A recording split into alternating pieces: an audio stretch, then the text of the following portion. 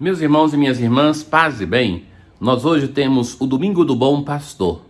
A antífona de entrada: a terra está repleta do amor de Deus, por sua palavra foram feitos os céus, aleluia. Hoje na primeira leitura nós temos a chegada de Paulo e Barnabé para a igreja de Antioquia. Depois do episódio do martírio de Estevão, os cristãos são dispersos de Jerusalém.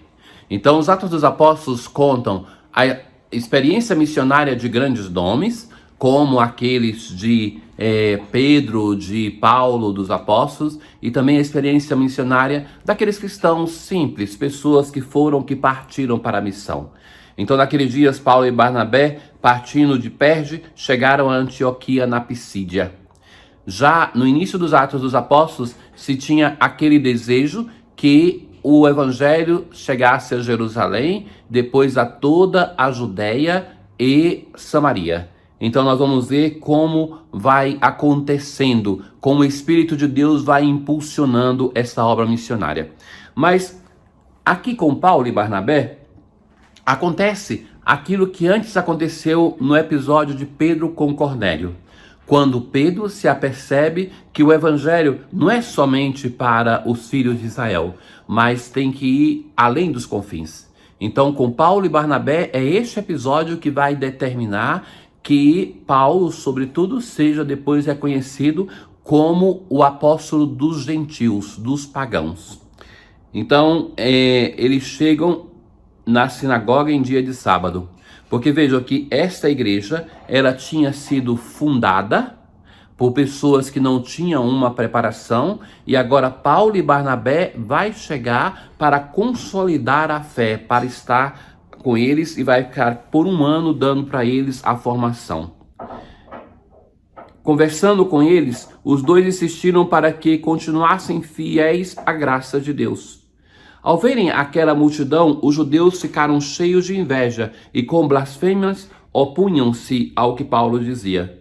Então, com muita coragem, Paulo e Barnabé declararam: era preciso anunciar a palavra de Deus primeiro a vós. Mas como a rejeitais e vos considerais indignos da vida eterna, sabei que vamos dirigir-nos aos pagãos. Então, a partir desse momento, eles deixam o anúncio para a comunidade judaica e vão se dirigir aos pagãos. Então, vejam o que acontece aqui, que é interessante. Fechada-se uma porta, aí então logo, sem titubear, eles vão para outra direção e o evangelho então assim vai crescendo, vai se divulgando.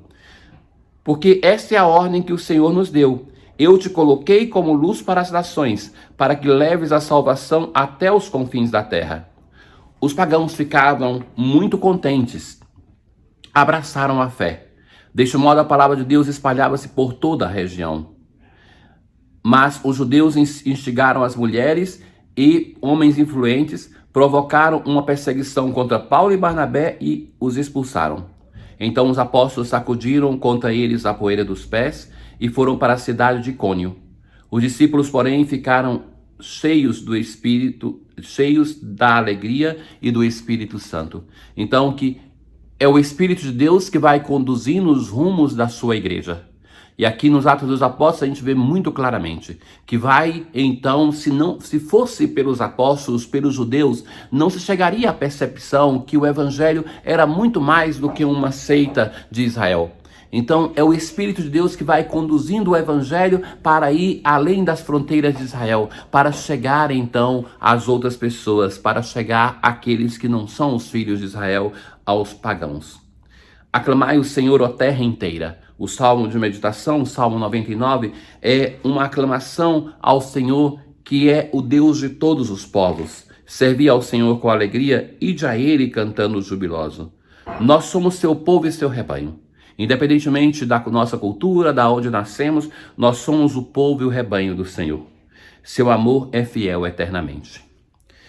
Nós, mais uma vez, escutamos neste domingo um texto do Apocalipse de São João. Então, João agora, depois de ter visto a multidão dos filhos de Israel, 144 mil, agora ele vê uma multidão muito maior, de todas as nações, tribos, povos e línguas, que ninguém podia contar. Eles estão com uma atitude de salvação, porque estão de pé diante do Cordeiro, com as vestes brancas e com uma palma na mão. E vai se dizer então: esses são os que vieram da grande tribulação, lavaram e alvejaram as suas roupas no sangue do Cordeiro. Porque o Cordeiro que está no meio do trono será o seu pastor e os conduzirá às fontes de água viva. E Deus enxugará as lágrimas de seus olhos. Então, isso aqui é a multidão de todos aqueles que foram perseguidos na massacrante perseguição do Império Romano e que encontram no Cordeiro imolado a sua força, que são salvos pela força do Cordeiro, participam da mesma sorte do Cordeiro. O evangelho de hoje, como todas as leituras, nós temos diversas vezes a citação do pastor e do rebanho. Este é o domingo do bom pastor, é sempre no quarto domingo da Páscoa, e que é o domingo de oração pelas vocações sacerdotais e religiosas, em que a igreja cumpre o mandato do seu Senhor de pedir que ele envie e sustente os seus operários, para que tenhamos operários para a messe. Todos os anos, nesse domingo, nós ouvimos um trecho do capítulo 10 do Evangelho de São João, um discurso de Jesus sobre o pastor. A palavra que é usada, kalos, pode ser compreendida, traduzida como bom pastor ou belo pastor. A parte que nós não ouvimos nesse domingo, nós vamos ouvir na semana, na segunda e na terça. E assim todos os anos nós temos a possibilidade de ouvir todo esse discurso. Naquele tempo, disse Jesus, é já o final do capítulo neste ano, o Evangelho. As minhas ovelhas escutam a minha voz. Eu as conheço e elas me seguem. Então, essas três características. A relação do pastor com o rebanho é uma relação muito mais pessoal. A ovelha, ela não tem muito senso de direção. Ela precisa do pastor que direcione para onde ela está indo. Então, diferentemente do boiadeiro, que tem aquele rebanho imenso e que é despersonalizado, não tem um nome, tem a marca de uma ferradura, a ovelha ela tem um nome. Então, ela conhece a voz do seu pastor. Ela não segue a uma outra pessoa. Mas o pastor também a conhece. Eu as conheço. Elas escutam. Eu as conheço e elas me seguem. Eu dou-lhes a vida e elas jamais se perderão. E ninguém vai arrancá-las da minha mão.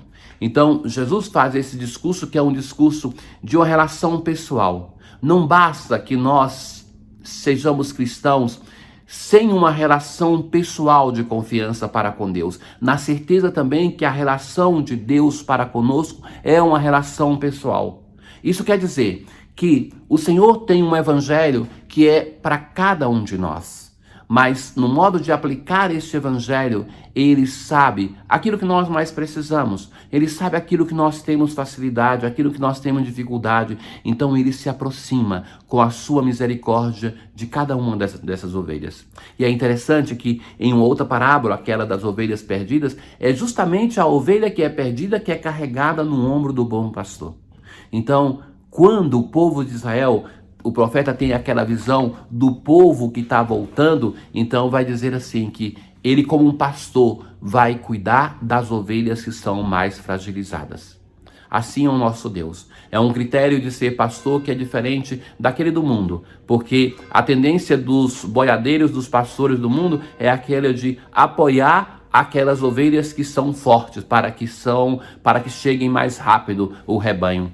Então, Jesus é um pastor que pastoreia com o coração, que acode aquela ovelha que está sofrendo, que cuida da ovelha que está perdida. E ninguém vai arrancá-la. Meu Pai é que me deu essas ovelhas. É maior que todos, e ninguém pode arrebatá-la da mão do Pai. Eu e o Pai somos um. O discurso termina com uma afirmação da unidade e da natureza de Jesus. Jesus é a revelação do Pai, a plenitude da revelação. Nesse domingo, nós olhando para o bom pastor, supliquemos ao Senhor que Ele envie numerosas e santas vocações sacerdotais e religiosas. Supliquemos ao Senhor por nós, que já demos o nosso sim, para que sejamos fiéis da nossa vocação. Deus eterno e todo-poderoso, conduzi-nos à comunhão das alegrias celestes, para que o rebanho possa atingir, apesar da sua fraqueza, a fortaleza do pastor. Tenham todos um bom domingo, o domingo do bom pastor. As nossas saudações também para todas as mães, aquelas que nos deram a vida, aquelas que se doam pelos seus filhos, para todas as mães, que o Senhor cubra todas com a sua graça. A nossa gratidão para todas aquelas que se dedicam à pastoral do nosso santuário e paróquia São Francisco de Assis. O Senhor esteja convosco, Ele está no meio de nós. Abençoe-vos o Deus Todo-Poderoso, o Pai, o Filho e o Espírito Santo. Paz.